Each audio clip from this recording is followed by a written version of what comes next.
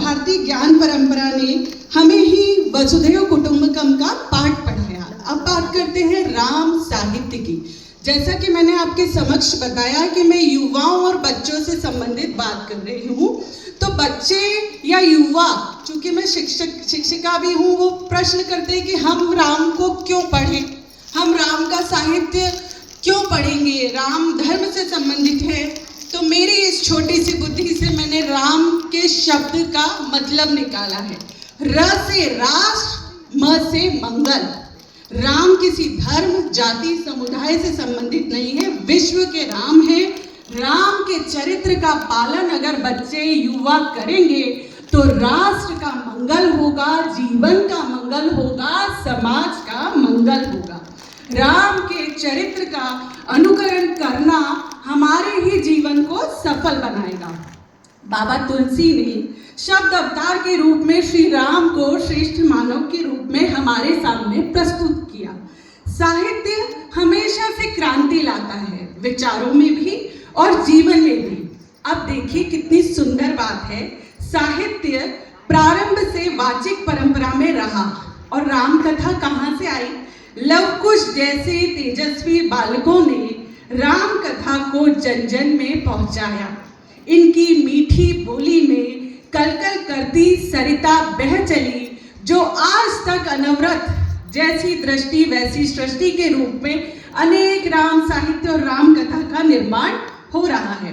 वर्तमान समय में जीवन मूल्यों का पतन हो रहा है। आदर्श बच्चे या युवाओं पर थोपे नहीं जा सकते, बोए जा सकते हैं। और बालकों में, युवाओं में अगर आदर्श बोने का सामर्थ्य है तो वो केवल और केवल राम साहित्य में है। जब हम सत्य की ओर जाते हैं तो संस्कृति का निर्माण होता है, और जब हम विकार की ओर जाते हैं तो विकृति का निर्माण होता है।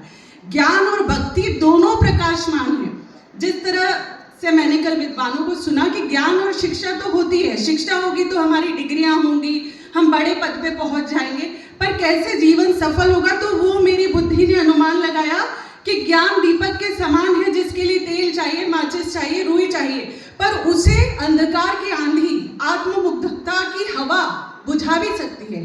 पर अगर उसमें भक्ति का समावेश हो जाए तो मणि के समान प्रदीप्त होगी और उसे किसी दीपक बाती की आवश्यकता नहीं होगी और वो जलेगी।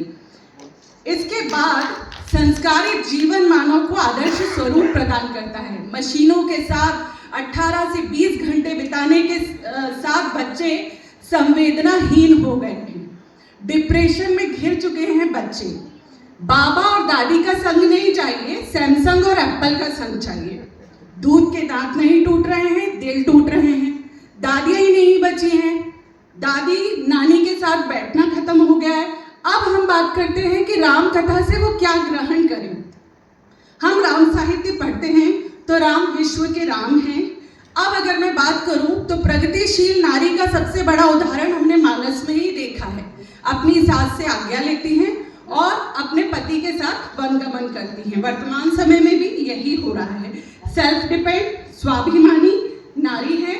अकेले जब होती हैं तो अपने बल पर अपने दोनों पुत्रों का पालन पोषण करती हैं और उन्हें संस्कारों की शिक्षा भी देती हैं। अब अगर हमें क्या नहीं सीखना है ये भी सोचना चाहिए, तो सीता जी की हठधर्मिता, स्वर्ण मृग के प्रति आसक्ति, ये आसक्ति नारियों के जीवन में होती है जो हमें नहीं सीखनी है। स्वर्ण मृग के प्रति आसक्ति नहीं होती तो कल्याण होता। अविश्वास, जब राम यज्ञ पे बैठते हैं तो उन्हें अविश्वास होता है। निजी जीवन में भी हमें ऐसे अविश्वास घेर लेते हैं कि अरे राम दूसरा विवाह कर रहे हैं शायद। तो ये सब चीजें हमें नहीं सीखनी है।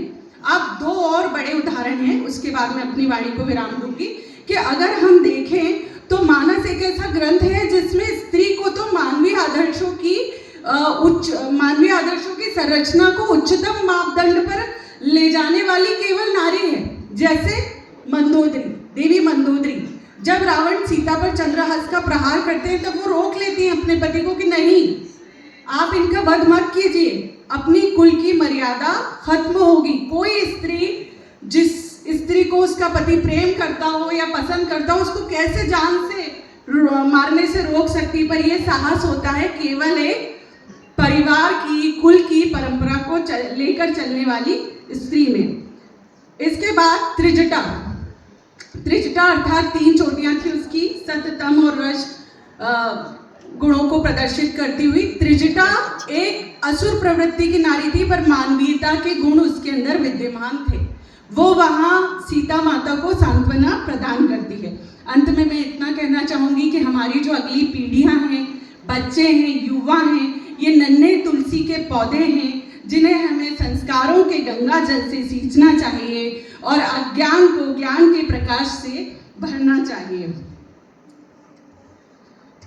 अंत में मैं राम की गिलहरी हूँ, शायद दुनिया न बदल पाऊँ, केवल राष्ट्र प्रेम, राष्ट्रवाद के हिस्से में अपने हिस्से की तो रेत डाल सकती हूँ। तो केवल राम साहित्य या राम पर बात नहीं करती हूँ, राम साहित्य बच्चों तक पहुँचाती हुई हूँ, चाहे वो दोहावली के रूप में हो, चाहे वो मानस के दोहों के रूप में। और हम सभी का ये प्रयास होना चाहिए कि हम बच्चों तक अवश्य राम साहित्य पहुँचाएं, वैज्ञानिकता के साथ और नए सूत्रों को जोड़ने के साथ। धन्यवाद।